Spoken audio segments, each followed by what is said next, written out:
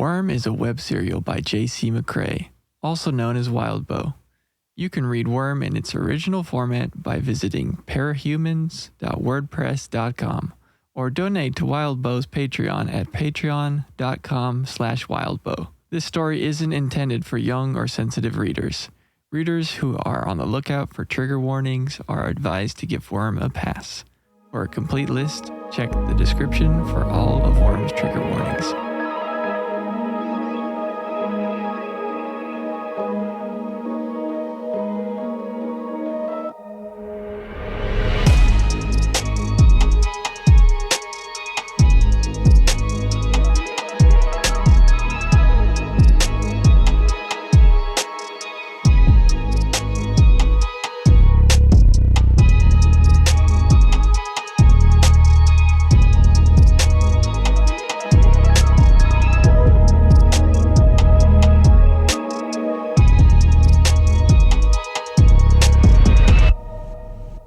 Take that, you worms. We're back. Dissecting Arc 25 of this incredible series. Web serial. I mean, our series is also incredible, but incredible was describing the story. Of course. Yeah. And we are at this point, Alan, where we have to make a decision. Where the hell do we end season 4 of this show? I mean, I'm going to retrospect it. Yeah. I think this is, it's just, 5 and 5. So this is the first episode of the last season. First episode of season 5? Yep. Yeah, I think it's a good lead into the status quo of what is going on, kind of. Yeah. And with a few adjustments, I think we ride our win that we have off of last season into this season to then set up for the downfall. Because if Yeah. I think I agree with most of that. Where I've landed, and we'll get to the actual time skip and kind of how to handle things. I do think I was trying to think of ways to, like, what's the end of the season, right? What's the end of season 4? What does that look like? Kind of trying to piece that together.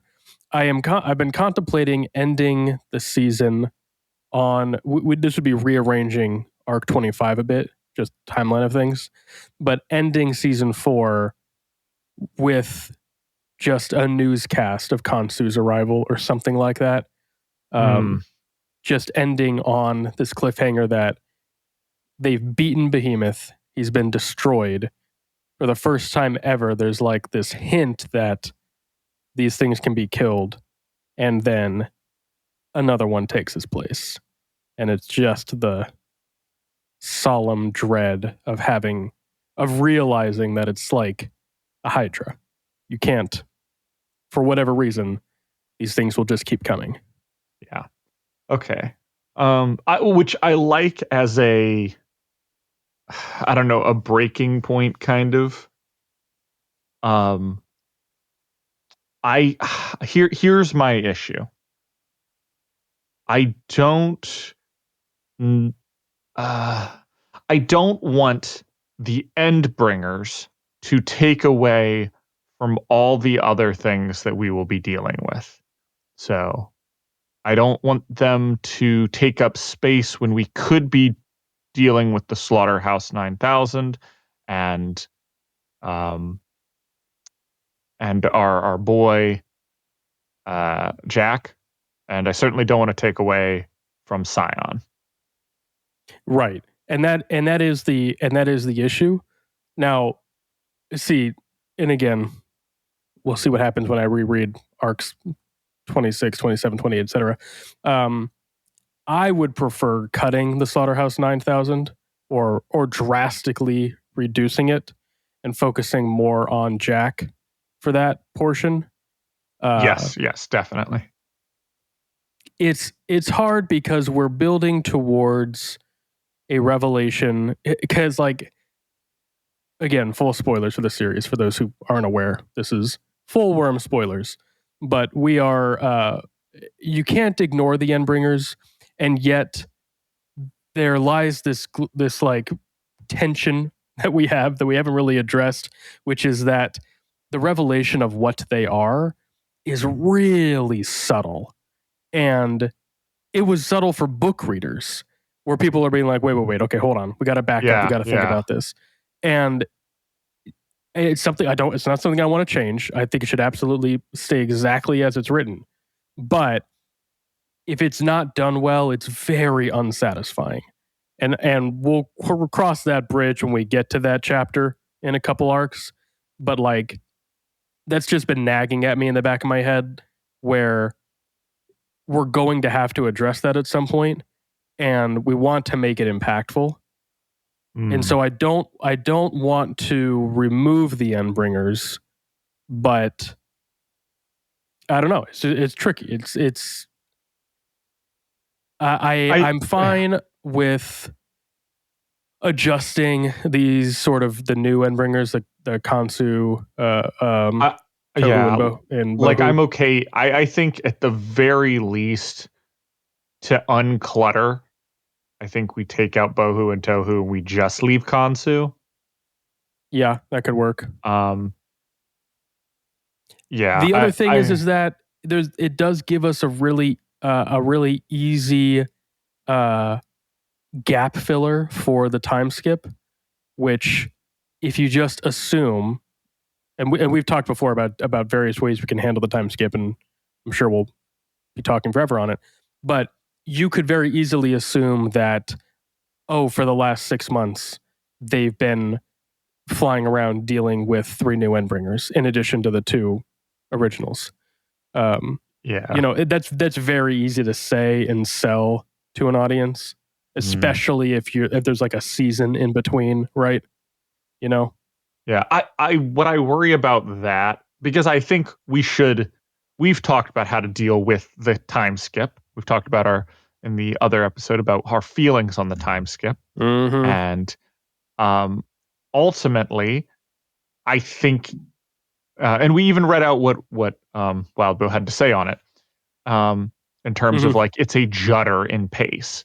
And I think really our plan is, in between every season, at least a month is going to take, like, pass for us. So if we do, if because in real time we are moving, this is part of the reason why Worm, in the moment of reading it especially, worked, is you are reading day-to-day occurrences basically for, these 2 years, where very few times advances more than, like, what, a week, maybe? Yeah, maybe. Yeah. Like, which, reading in real time is sometimes just how long it took for the next chapter to come out.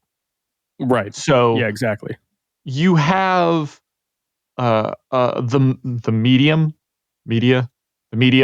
that you're going through to, like, engage with that is similar to real life.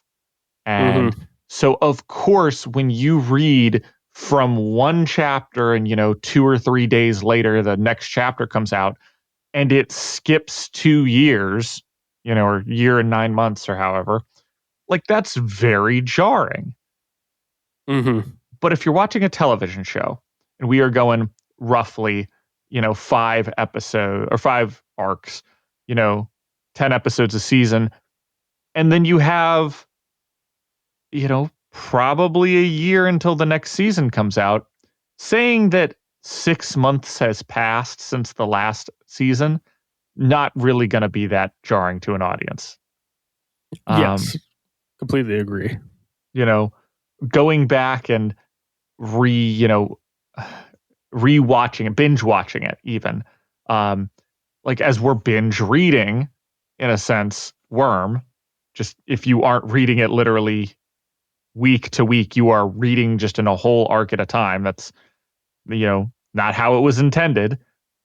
Mm-hmm. Like, if you are binge watching this show, I really don't think, because if you just have a nice, good season beginning and cap, people are going to be familiar with the format.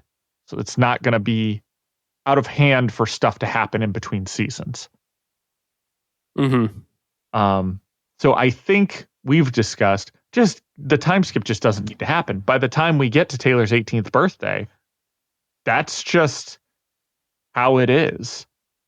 That's just where it is. It's just, that's I don't know if we want to make that the epilogue or the beginning of this one, but my gut says we finish, like we talked about the last one, you finish on a high. We beat Behemoth. We have a little bit of extra talking. And in this one, we kick off with the routine. This is what we're doing. And part of that, is Taylor working towards, she's finally getting inducted to the Protectorate. That can be episode 2 or something like that. Mm-hmm. Yeah. I really like the idea of just sort of naturally stretching out time and then, having this final jump between seasons 4 and 5, theoretically. I think that works very well. I think that's going to be an easy sell to audiences, especially if you're not dwelling on how long things are taking, especially as over the course of season 4, it'd be very easy to interject smaller little jumps in time as she is training with the Chicago wards, all these kinds of things. Very easy to sort of to space time within all of that as well. So like maybe they get to the Behemoth fight and, she can when she meets the Undersiders again, just as casual, it's been a while conversation. And the implication can be that it has been a while. It can be, 6, 7, 8 months since they last saw each other or something like that, A lot of easy ways to sort of space time in there and then just fill in the rest of the jump with the gap between seasons. And again, this is we are operating on the idea that we are keeping to the 2-year prophecy that is given by Dinah, and that Jack gives 2 years to Theo. Of course, we could just change that too, right? I was going to say, we make it whatever we need it to be. Exactly. Oh, it's a 1 year. It's a it's a 3 year. It's a 6 months. Yeah. Whatever. Oh, I'll see you in 5 seasons. I'll see you in 6 seasons for the movie.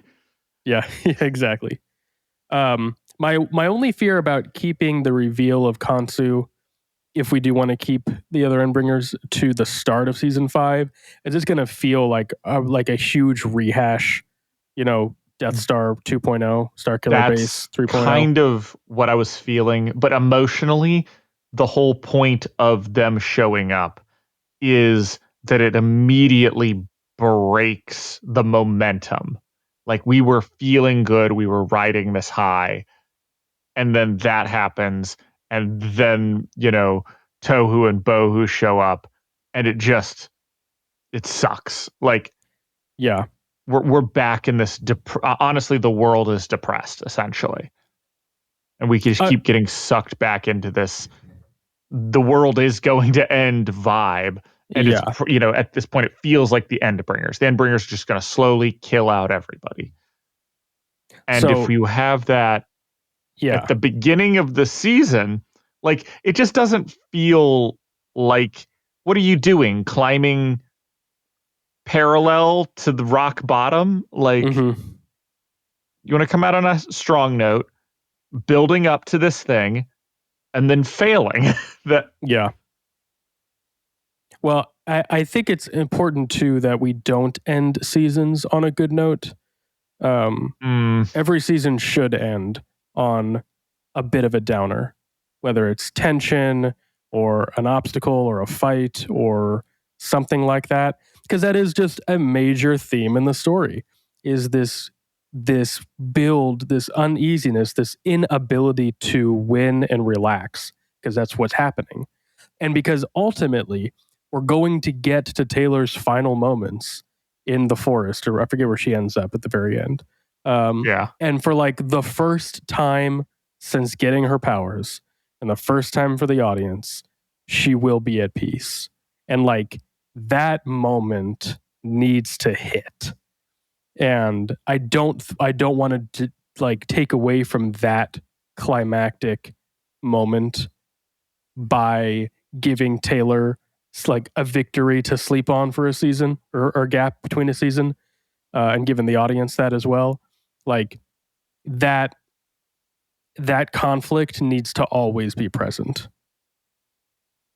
Yeah, I think you could argue with especially with her relationship with Theo and pushing towards getting Jack.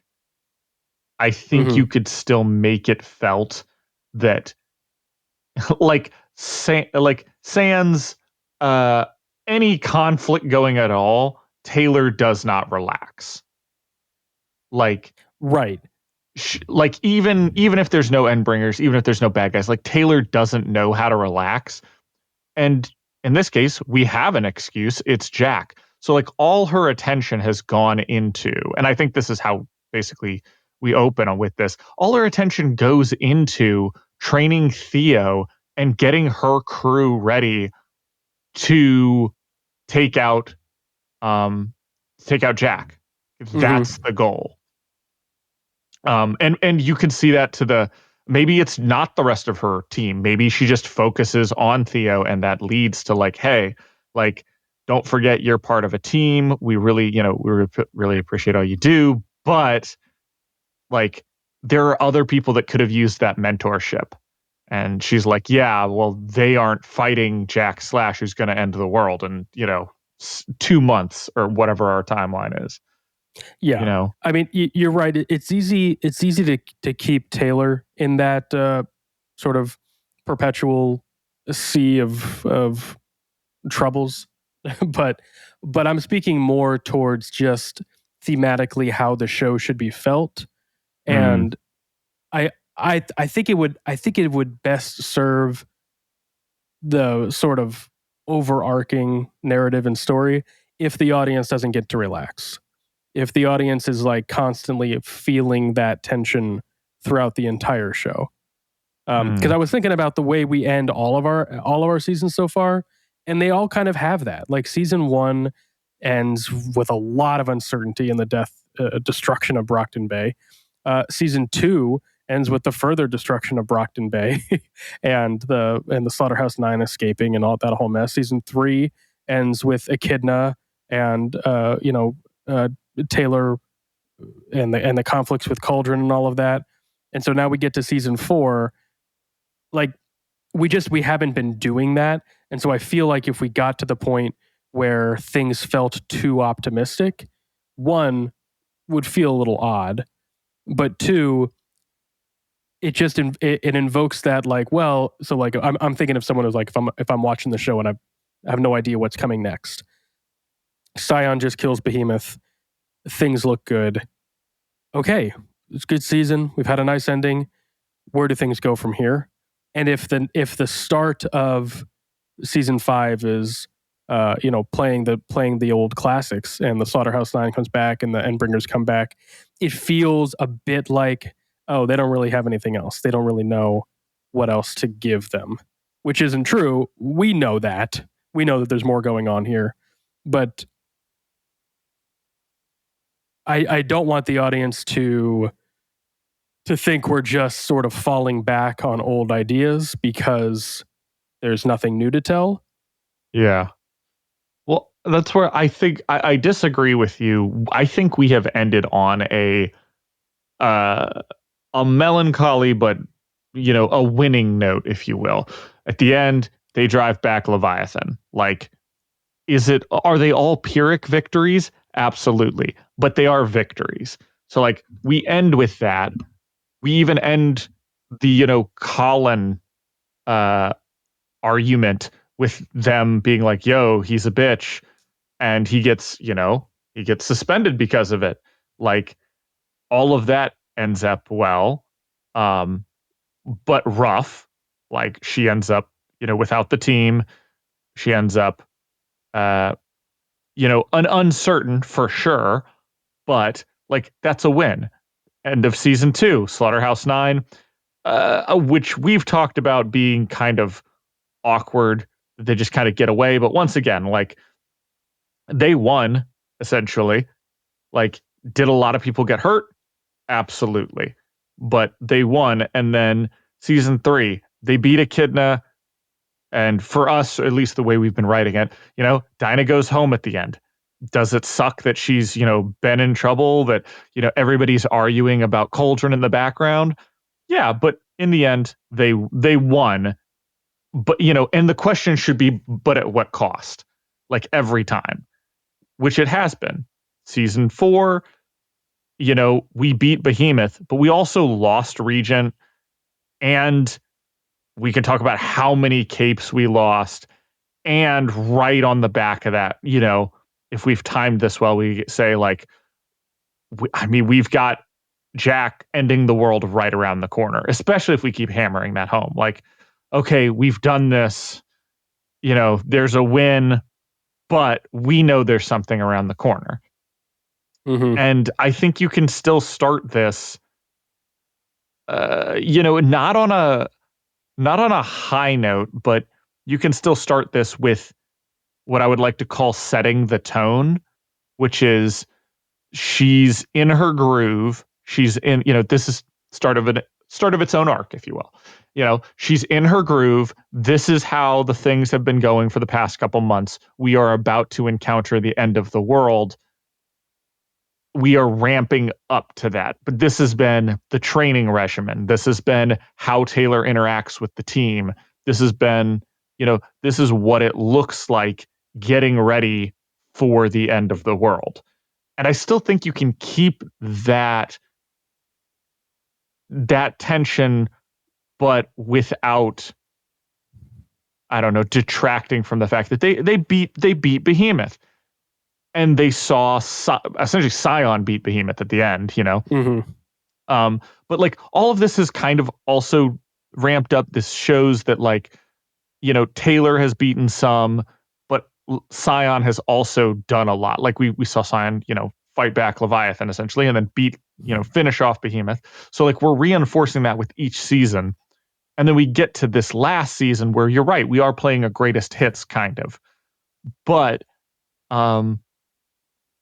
yeah, I think we've already set the tone in all the others for this. So like, why not have Behemoth be our win and to start this off at ground level again? This is the barbecue. This is, abducting Sophia. I don't feel like this is really out of place for our audience with what we'd be doing on an opening episode. Yeah, maybe I'm overthinking it. I do. It sits too strongly in my mind to open on another Endbringer. But I mean, we could, you could cut all 3 of the new Endbringers if you wanted to, and just open on the Slaughterhouse 9 or something to that effect. Maybe the ending of the season is not Taylor focused. Maybe it's a little passing, kind of touching on the interlude for 25. Maybe we see Jack awake, or something to that effect. Yeah. You could do it that way too, and just kind of I'm getting kind of stuck on the Endbringers because I really, really like the undertones for what they represent and why they exist in the first place. And I've been theorizing in ways to sort of sell that throughout the series. We haven't really touched on too much. So I want that to, depending on how we want to do that, I want to make sure we give it the attention it needs, because there's this, essentially throughout Worm, Taylor gets to see herself, we've talked about this, paralleled in a lot of other characters, namely Amy, Colin, Clockblocker, the wards in general, but like Clockblocker. She compares herself and draws on inspiration from Bakura and Lung and Jack Slash. So right, but I'm talking more like characters that parallel aspects of her individual arc and journey, and like essentially different branches of things she could have done, could have ended up this way, could have gone this way. She sees in herself like elements of these characters. And a big one is Eidolon, both thematically, the fact that they have the same shard from the entities, and just being like this concept that they have to be the ones to save the day is evident in both of them. And this builds beautifully to Eidolon's failure, right? And I want that to hit, like in my mind, it is just this gorgeous, beautiful moment. I worry that it would ever come across that well on television. That's the skeptic in me. Yeah. But if it can, then we need to make sure we do the Endbringers correctly. And so I am getting hung up on that a bit, but I'm fine to sort of revisit that as we come back and tweak it. I don't think, I'll be a little persistent, I don't think we should start a new season with a new Endbringer if they're not hinted at in the last one. It just feels way too much like, okay, we're just doing the Endbringers again, and now this one's got a new gimmick. Yeah. I think if the goal is to show how tired, not just Taylor, but everybody is, I think we can still do that, but I don't think that we are going to be able to. I don't think that fits thematically where we are going with the show. And just because of pacing. I don't think you'd be able, unless we did Worm as a mini series, because I think of, other shows that are like this would be Band of Brothers. Mm-hmm.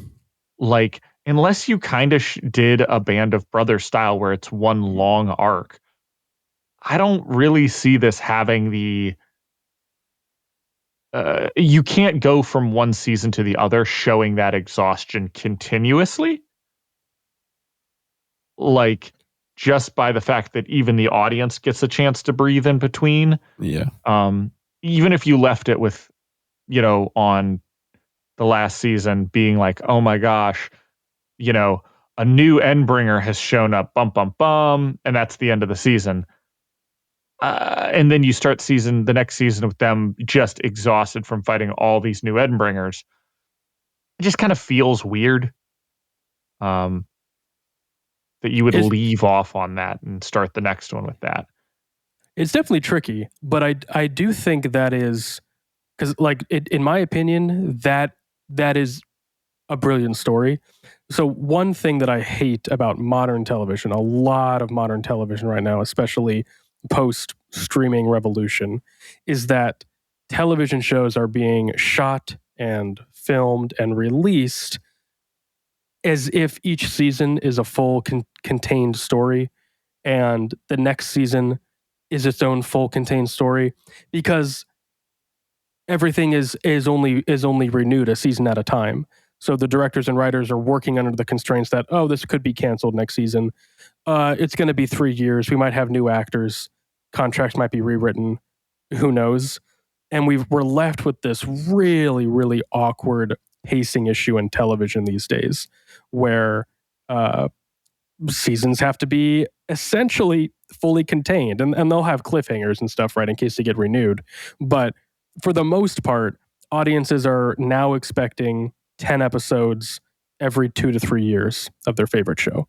And they're getting comfortable with, if we don't get another season, it's going to suck, but hey, at least I had seasons 1 and 2, or maybe just 1, right? And I really, really hate that, because I think back to a lot of like the old pinnacles of television that really wrote for series-long arcs.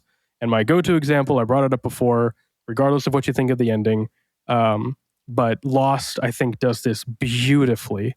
There is this undercurrent in Lost, pun intended, that is just evident and prevails through all 6 seasons. And you are not happy until, or mad if you didn't like the ending. I like the ending, but you're not happy. You're not satisfied until the series ends. And I think this is true of really good television. Breaking Bad, I think does this very well. What's the other one I was just thinking of the other day? Slipping my mind. I had a list of old shows that I really liked. Breaking Bad's not old, but you get my point. Yeah. I mean, I'm going back to like I'm thinking of right now, the difference in terms of how you talk about things are written now is the difference between Avatar and Korra.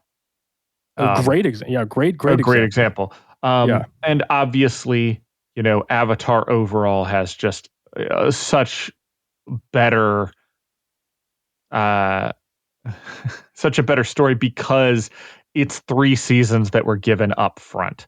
Mm-hmm. Yeah. And for it, season 1, I honestly, it's if we're comparing it to the way we're pacing this, season 1's then the Leviathan fight. We get all the way to the big water battle. They're invading. Oh, they push them back, but we know they're going to continue their journey. But that's sort of a happy ending. It's a victory.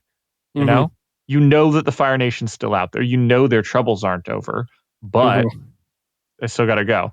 Then you have the second one, which is a little bit different because it is very much the middle story in a trilogy, we'll say.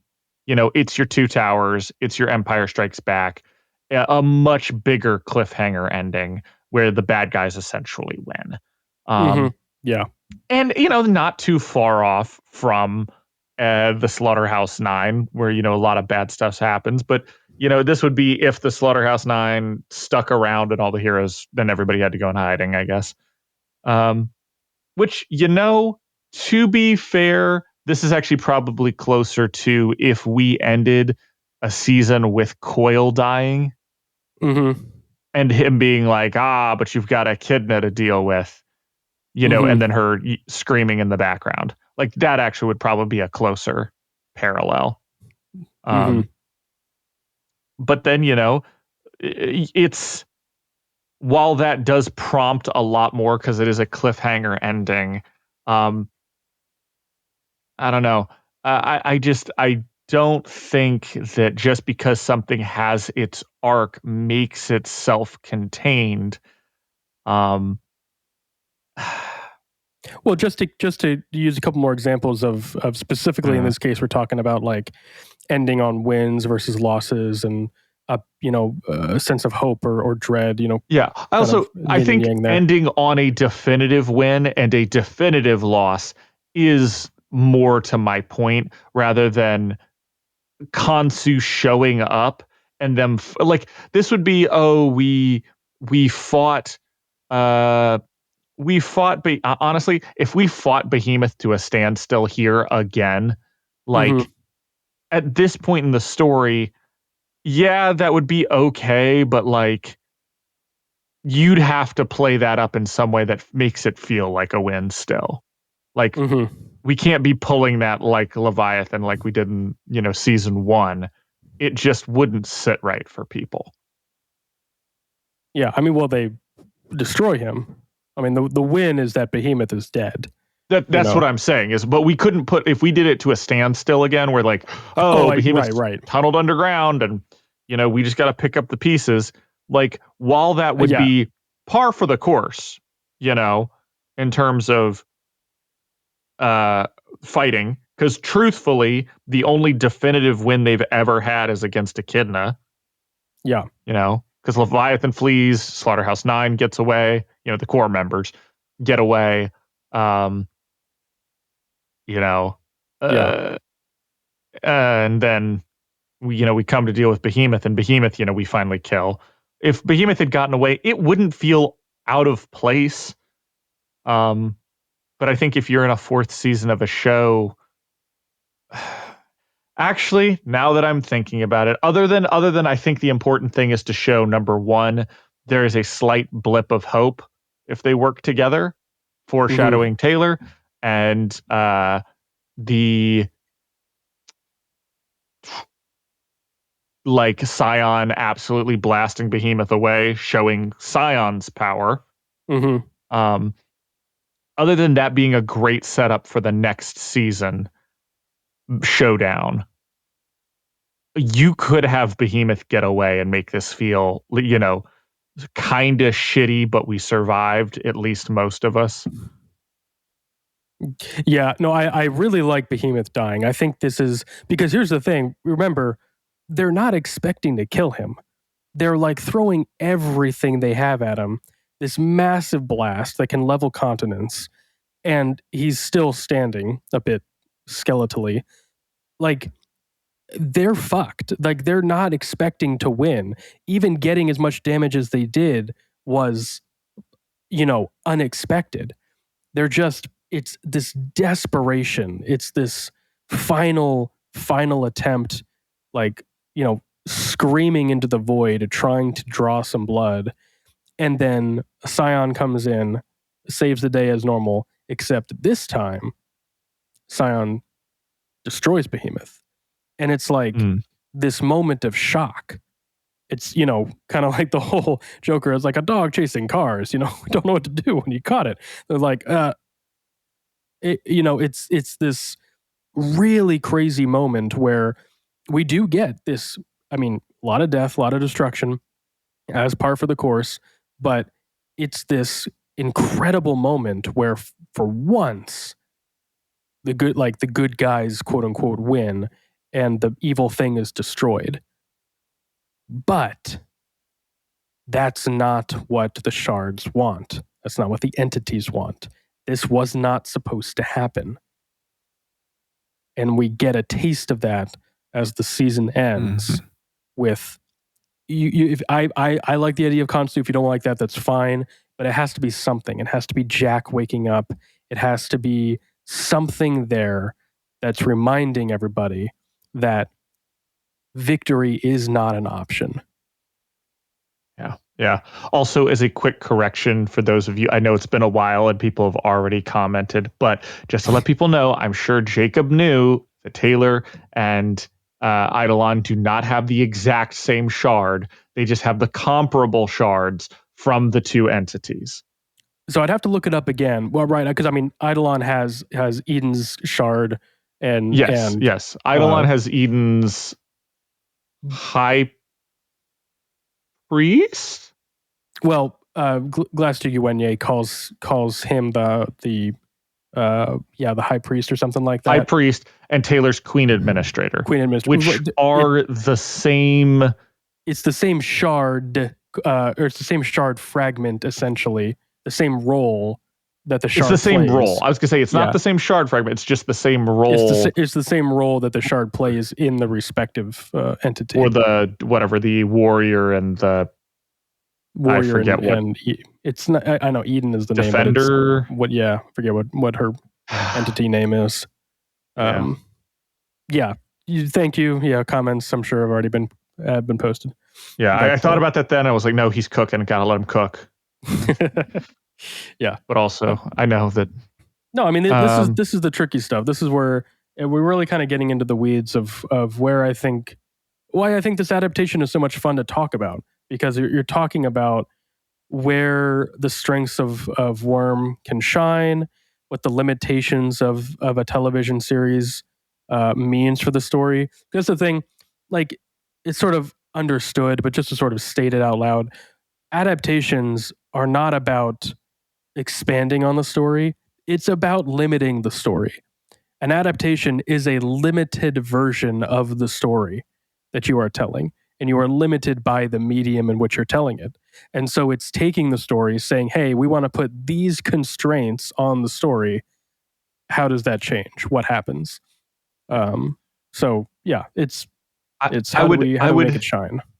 I would say that this is like taking a jug, a gallon jug, which is very nice and very full, and pouring it into a beaker. It's a different shape entirely, and it can only hold so much until it overflows. But in my head, it's not a beaker. It's like one of those yardsticks, with the big bendy straw, where the potential for this, because it's a completely different shape than the gallon jug, and it can't hold a full gallon. It can only hold, half a gallon. But it's going to be a completely different shape, and it has the potential to be taller, whatever that represents. Like it has the ability to exceed the original story in ways that the serial could never, because it's a serial.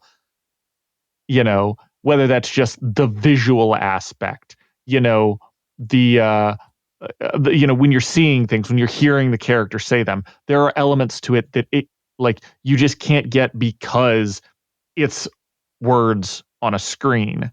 It's character, as opposed to live actors or even animation, showing just brilliant colors. But at the same time, it's a different volume metric as well. It's not going to be able to hold all of that. Some of it's going to spill over, and it's going to get a little bit messy. But the hope is that you're pouring it into a shape that is interesting and fun and does exceed the height of the other one, because it's not going to be able to exceed its volume. Yeah, no, I like that analogy. I think that works pretty well. I like the idea. So an adapted story is a different story, and I don't think we know that to put ourselves up on this pedestal.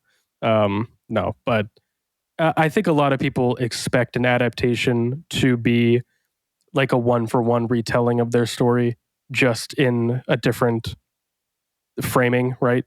Movie, television, whatever. So that is my dad for every comic book movie. Right. It is not true to like Golden Age comics. Yeah. And then absolutely not. He just will not have it. And that's just not true. That's not what it is. An adaptation is not a retelling of a story. An adaptation is a new story. It is a new story rooted in an existing story and building off of that. And a good adaptation does not forget that. A good adaptation is going to know where it's coming from and use the strengths of what it's coming from.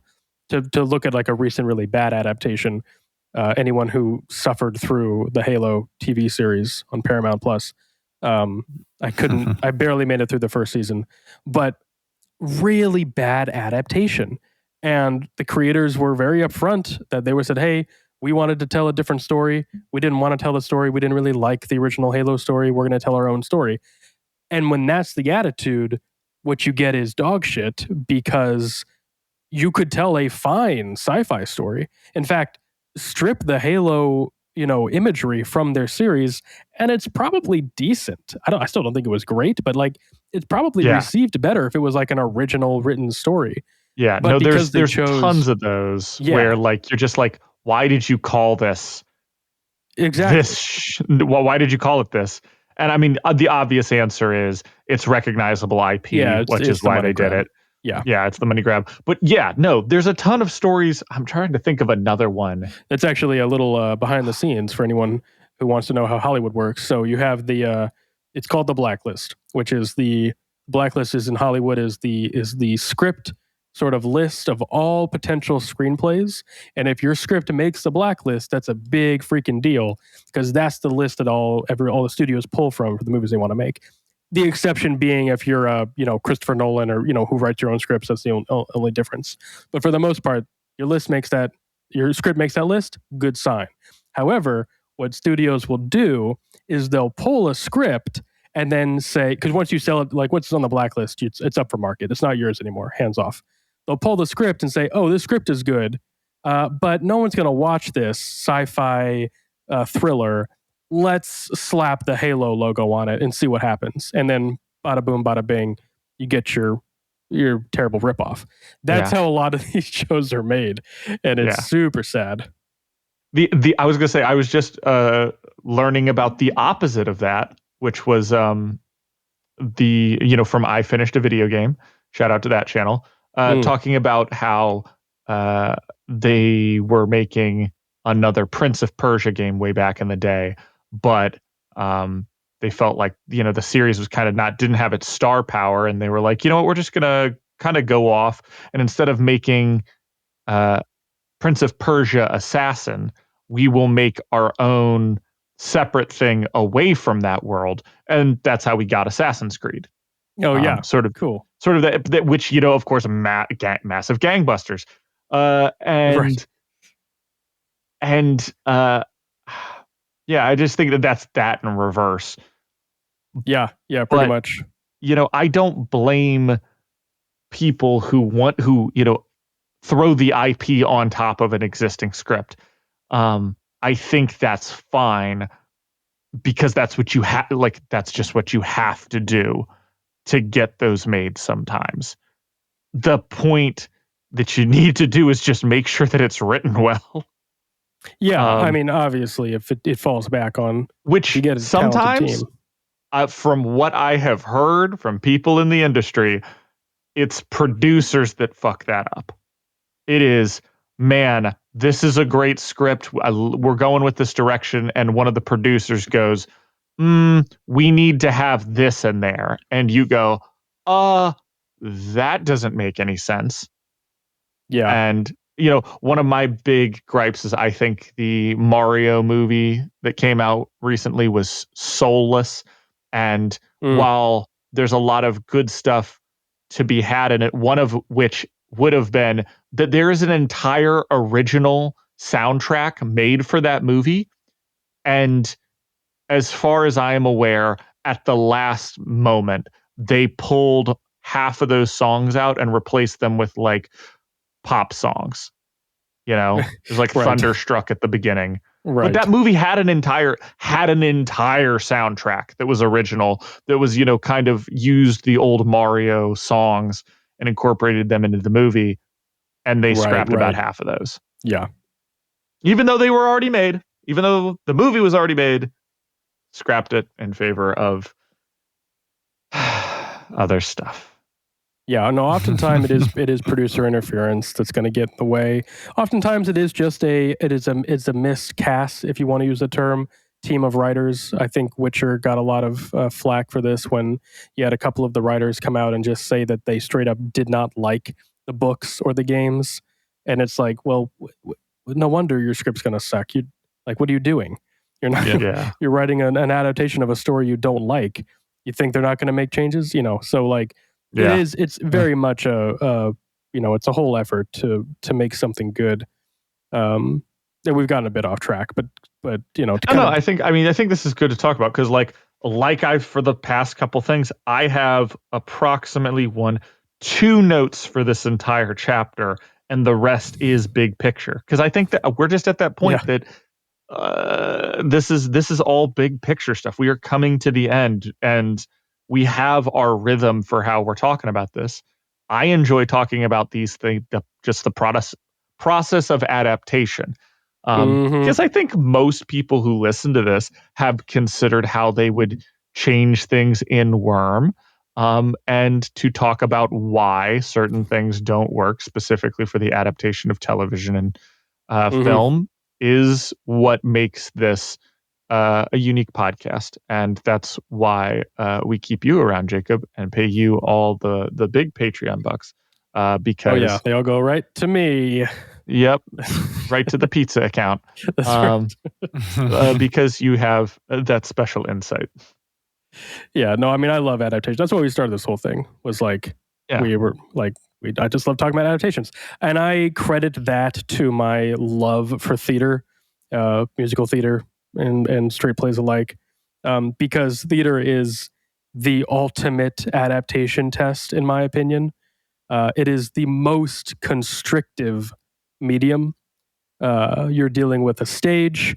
You got one set, one angle, live performances, no CGI, no animation. It's like as bare bones as you can get. And if you can adapt a story to the stage and make it work, then it was a goddamn good fucking story.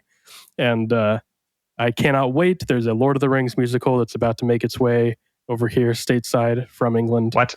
And I am so excited. I mean, What? without going too much into that, like, of course, there's so much music into it, and all they would have to do is remake Rankin Bass's Hobbit like they're supposed to. That's kind of the vibe they go for. It's a very Oh, obviously thank very God. condensed. The little bit of I better seeing the hear music Beards a and Wagon and Tra La La Lally going yeah, on. it's I it don't is hear very the playing into greatest the adventure folksy. open up. Ugh. Yeah, but exactly, like, and it's just fun. It's just I love seeing how things are adapted to stage, and I think that's kind of always sparked my interest in adaptations in general. Because I love telling stories. Yeah. I think it's really fun to see stories told in unique ways and seeing You what, and I, of course, will eventually have the musical / stage production adaptation talk on this Oh, yeah. podcast, maybe when we're done. eventually. But I'm already thinking like, man, you just have all the battles off stage, or the stage being them hiding behind something and talking real quick and then running back off stage to do whatever their plan was. Mm-hmm. Like, oh, I mean, I've watched so many shows. I've seen so much professional theater, and I am still blown away by the amount of creativity that these teams have. Let's go. I'm going to go a little tangent. You enjoy it. I don't care. Go It's off. our podcast. So I've recently, a few months Go ago, off, Queen Administrator. actually, this was like last year. I saw Back to the Future on Broadway. Let me ask you a question. If you're not familiar with the show, how do you think they do the DeLorean? How do you think they do the time travel on stage? Okay. Honest to God, since I have seen the Jenny Nicholson video where that one Canadian church does their Easter play. Oh, yes.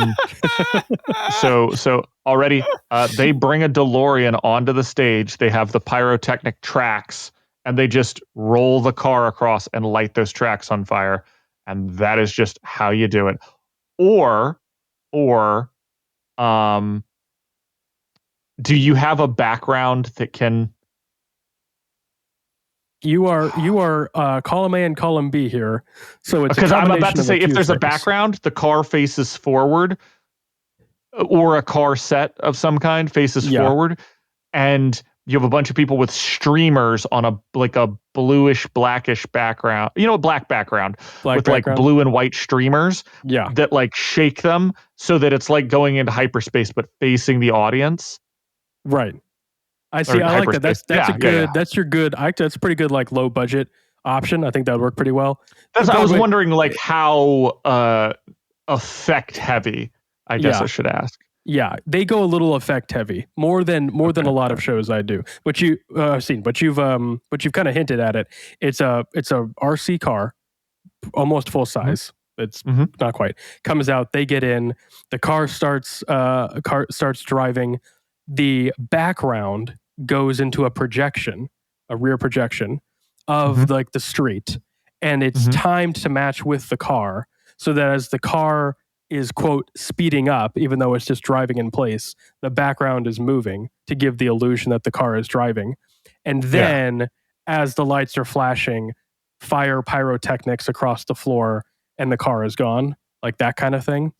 It is the coolest thing. The music's kind of it's whatever. The car effects are phenomenal. And then of course at the end, right, where we're going, we don't need roads. They just freaking robo-arm the car up into the air. It's flipping around. Like the fact that they made it work, all this to say, it was incredible seeing Back to the Future brought to stage convincingly. And it's like, it was incredible. I have no doubt that a talented team of Broadway artists and set designers could absolutely bring you like Leviathan sinking Brockton Bay, and it would look amazing. I don't know how they do it. I have no idea how they do it, but they could. Those guys are in a league of their own. Everyone should go see some theater. It's my plug. Yeah, we really do need to talk about this in its own special podcast. We'll do a separate. We'll get to Patreon that. exclusive. How about we come back to this episode? Let's start kind of as is, off of the back of them defeating the Behemoth. That is our win for the end of the season. You know, with a little bit of epilogue, we are moving into this chapter by chapter. What are your thoughts? I mean, a lot of this I would want to just keep with maybe just a few small tweaks, but a lot of the little things here I really like. There's a few moments that I certainly would want to keep. I really like her bit with the Chicago wards. We've talked about expanding them a bit in season 4 in general, which I think is good. But it would be kind of nice if you know, by this point we keep like her initiation in some form. You know, I like that moment. Obviously, the training with Taylor and Theo, I think, is really important. Not like a training montage, but that you're showing, you know, just them working together as like they're the only two people in the room that knows what's coming, that kind of thing. I think that kind of stuff is pretty important. Moving through the chapters, obviously depends on what we want to do with Khonsu. That could work a little differently. And then, this is my only big note I have is on the interlude. Do you want to just kind of mind if I jump to there? Or do you want to fill in some gaps there? No. You jump into it because I'll give my quick thoughts on this after you're done. So I had a thought about the interlude. We have kind of drifted away from talking about the Slaughterhouse-9 while also saying that, we'd want them a bit more present throughout these seasons. Like we've talked about, Defiant and Dragon hunting them down during season 3, that kind of thing, right? Highlighting like killing Manton, killing all that kind of stuff. I really like that. And I think that season 3 ends with this interlude, part of this interlude, especially just putting Jack in stasis at the end of season 3. I think that's a great idea. Yeah. And then, so that kind of wraps a little bow on the Slaughterhouse-9 for the time being, but obviously everybody's aware that stuff is coming up. And then at the end of season 4 or beginning of season 5, wherever you want to place it, you revisit that now and the obvious time that's passed, and then you have Jack waking up. But you keep most of the interlude as is. You're just sort of splitting it and placing it in different parts of the series. Yeah. No, I like you put the I like what you said. You put it at the end of what season?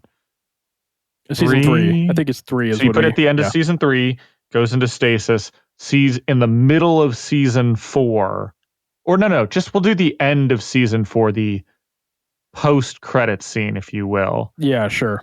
Is Bonesaw working, and then we just see all the tubes or something like that. Mm-hmm. Yeah. Or we see all the tubes. Sees it, and then this opens with, if we wanted to split it into different things, we could even do it in the first episode. Would be the ideal place to do it, is you just split up the first episode with a lot of her doing her daily in and outs. Mm-hmm. Because we'll kind of be skipping a little bit of time here as well. Mm-hmm. Yeah. You know, not a whole thing, but showing her do her little thing, and then we end the episode with them waking up. I like, man. Okay, this is what I talk like. There's so much to play around with here. There's so many things we could talk about. And the mic just a little, Jacob. I'm getting excited. You got excited. Yeah. That's what happens. There's so many ways to talk about this and ideas to work through. Like, you could even cold open season 5 with Bonesaw doing like a passage of time, watching over the 9, creating clones. You do a little like speed up time lapse thing, right, of her like running around, little bits here and there, visibly getting older, that kind of thing. You could easily do that, and there's your time skip, and you just play the time skip through Bonesaw essentially, and then end with either if you want to cut it, put it there, or put it maybe somewhere else in the episode, end of the episode with her waking up Jack. Yeah. Little ways you could get around that. That's all I got. I don't have a lot of notes for the arc itself because I really like a lot of the moments in the arc. It's just kind of like, where do you place them? Yeah. So here's what I'm thinking. Like I said, we start this off with kind of these are the same things but jumbled up. So I think we start this with Taylor. We kind of skip Taylor broadcasting the meeting. We just have her, maybe still in jail, or maybe we just jump. I kind of like the idea of just jumping to straight with her working out with the Chicago wards, her running, like we open with her running with Theo, working out, doing the training, other people watching them, and Taylor just kind of being this hard ass to, versus everyone else. As much as I would love to show the initiation, it feels, and we could absolutely do it. But I think that'd be a perfect time to break it up with Bonesaw. But I like the idea of her starting off training with Theo, maybe going into the stakeout, and then, and obviously I think this would be other good points to bring up would be maybe cutting back to the Undersiders. A little bit, great idea, because they're going to come up in the next arc. So, that's a really good idea. So cutting back, we've got Bonesaw, we've got the Undersiders. Heck, we could always go back to Weld. We can always go back. We could always go to Yamada. Taylor on her stakeout. Taylor, them doing the stakeout fight. I think that's perfect, especially showing her like. Maybe make that less of a fight to show off Taylor, her abilities to start, and more so that she has worked with this team long enough that she has coached them to an effective fighting force. Like, don't have her team fuck this up in any way. Like, they ruin these people. Which they do, but it's, there's a little bit of her pulling up stuff out of her ass on the fly. And I think we just show her and her crew, beat them, basically no contact, almost, they just get them out in the cold. And that's it. Just to show she's been working with them. She's working with Theo. She's been working with these wards. She's good, and we can have the conversations with her and Theo about him being nervous about this fight. And she's like, if you think you're fighting him alone, you're gonna lose your mind. Like, you're not the only one with a score to settle. And also have conversations with other people. Have the conversations where like she's constantly being dragged in to talk with the directors. The TV spotlight, where they have to go on the daytime talk show. That's another perfect one. You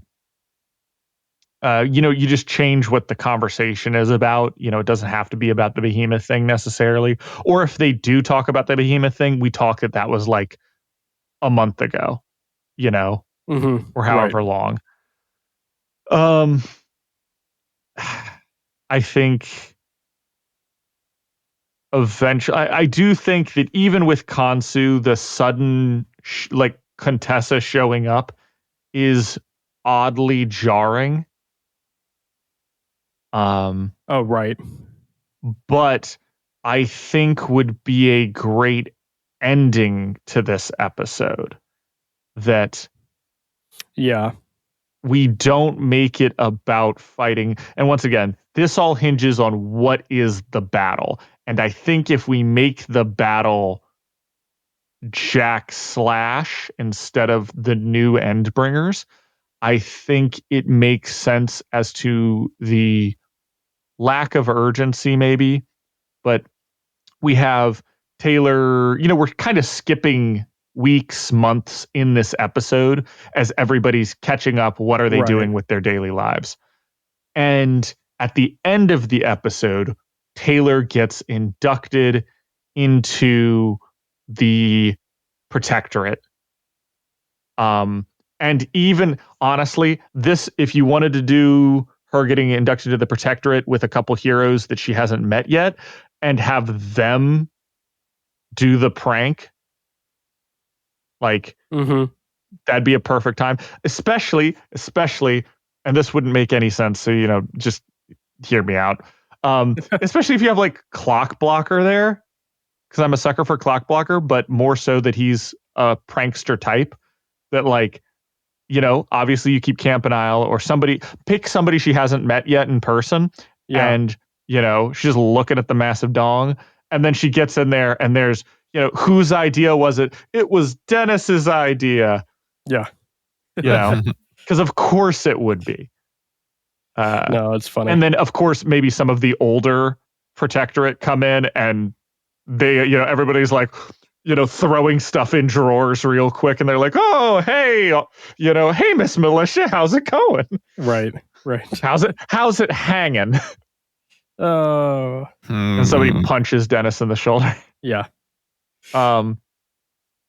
Yeah. But, welcome, now you're up from the wards, you'll still be working with them, obviously, but, you're Protectorate now. She's like, yeah, I get it. Like, and then she goes to sleep and that's the end of the episode. As she lays down to go to sleep, she wakes up and the Contessa is over her. And that's the end of the episode. End of the episode. I do like that. I like that ending. Yeah. It's essentially Contessa blackbagging her or however you want to have it. And then you can open up the next episode with them essentially stressing, hey, the end of the world is coming up. Yeah. And Taylor having this moment where she's like, I've never had a personal beef against Cauldron, but I do have a personal beef against anybody that I don't like. Yeah. Anybody that I feel is a bad guy and I feel like you guys are a bad guy. But to have her get dragged into that, and to have her have the conversation where like what is it? Not Ash Beast, Mordnog. That the conversation there is, hey, when the end comes, can we count on you for support? And of course, there goes the bargaining of like, I'm going to need 50,000 lives. And they're like, done. And, Chevalier's like, whoa, that's, we can't be a part of this. And like Taylor's sitting there like, ooh, that is my boss, but I'm standing over here with the Undersiders and I get what they're doing. Like, yeah. But at the same time, like she doesn't like being part of Cauldron, but she comes to realize like, oh, what is Cauldron about? Cauldron is about doing whatever's necessary to win, which is a great thesis for the season. What does it take to survive? What does it take to win? And especially if we put her in, she's conflicted about working with Cauldron. She doesn't like it, but she kind of gets it, to ultimately, she would have very easily done everything that Cauldron did, and more, as we see. Yeah. Yep. I like it. I agree. Trying to think what else we would move around here. There's a lot to put in an episode or two. This stuff can stretch a lot. We can move stuff to the next episode. I think especially because we are putting this is most of this is likely going to be the start of season 5, and we're still kind of, I'm mentally kind of wrapping up season 4. So it's a little bit of like, okay, I definitely want to read the next arc and figure out kind of where these pieces are going to fall exactly. But I think like most of this is just going to be first 2 episodes of season 5. Yeah. Another thing that I'd like to do is if we do take out the other Endbringers, I think having showing like they talk about, watching the Simurgh attack an airplane and there's nothing that they can really do. I think that's a great point to show Taylor watching that happen and the leg bouncing up and down of like you can't do everything and her being like the Endbringer attacks have only gotten more aggressive, but now they don't hang around. They like hit and run. They're like smaller targets, but it's, they're still killing. They're killing more non-powered people, and we're just not able to keep up with them now. We're not driving them back. They're choosing to retreat like before we can even get there. Like to show that the Endbringers aren't a finished threat. If anything, the Simurgh has gotten way more aggressive. And the Leviathan, it seems to have gotten way more smart about picking targets. We could have like, oh yeah, it came in, hit like a nuclear power plant, essentially like flooded way inland, hit a nuclear power plant and knocked out power to an entire seaboard. Like, yeah. I think you could keep up with the very least Taylor's feeling of we beat them, but this hasn't gotten better. And with the amount of time that's passed and how quickly they do, like, this would also make sense as to why Taylor's still alive, even though she likes to go to all the Endbringer events. Yeah, right. Yeah. So, no, this is good. This is good stuff. A lot of, I think I have a feeling this will be a bit of an ending and beginning that we'll revisit a bit. I think this is probably the hardest one we've had to do so far. A lot of the other season endings kind of fall into place. The first three really do sort of fall into place kind of neatly, even if we are adjusting some smaller things. But this one is a bit harder to sort of just nail down because it's the penultimate ending. It's we want this to work well so that going into the final season, the audience is on board, and that's hard. It's hard to do. So I feel like we'll probably revisit it a bit. We'll kind of get things settled in. I have a feeling a lot of people are going to have some pretty good thoughts. I'm really looking forward to hearing what people have to say, what they think about it in terms of their ideas for changes and things like that. It'll be a fun one. Let us know, please. And then obviously we'll have to touch base with Nick and Hannah during our season 4 recap, see if they have any final thoughts. Yeah. Yes, indeed. I'll give you the floor one more time, Alan. If you got anything, I think I'm all done. But if you got anything else, I think I'm all done too. I think we've gone over. I think a lot of this, like you said, hinges on the next arc. Yeah, and I bet we're gonna work on that. All right. Well, with that being said, thanks to everyone for listening. This has been a lot of fun. This was a good episode. A lot of back and forth. Yeah. We not seeing as eye to eye as we often do, so that's always fun. Let us know your thoughts. How would you end season 4? How would you fit in arc 25 to the rest of the series that we're kind of building here? What do you think of the Endbringers? Do you think that's too much? Too many Endbringers? Not enough Endbringers? Should we double them? Are you pro Slaughterhouse 9000 or anti Slaughterhouse 9000? What about this time skip? Man, there's a lot to work with. Give us your thoughts. Let us know. Leave some comments. We absolutely love reading them. And if you want to reach out to us more personally, join our Patreon and join our Discord. Our patrons get some fun channels. They get to ask us questions directly, interact with us on a bit more consistent basis, and share some dope-ass memes that they make along the way. We have a lot of fun over there. So if that's interesting to you and you want to continue these conversations of adaptations, that is the best way to do it because we are interacting frequently over there. So come on by. It's a lot of fun. We enjoy having some pizza parties with everybody, and we'd love for you to join us. And until next time, stay tuned for the regular episodes for Brockton Bay Book Club. We're going into Arc 26, and the next episode of Dissecting Worm will be our Season 4 recap with guest stars Nick and Hannah. So stay tuned for that. That's going to be a lot of fun, a lot to get into. And until next time, as always, thank you, Alan. Thank you, Michael.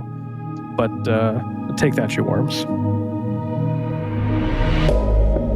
Thank you so much for listening. Read along with us at parahumans.wordpress.com. We'd love to hear your thoughts. What did you love? What did you hate? Anything you think we missed, etc., as long as it's kind.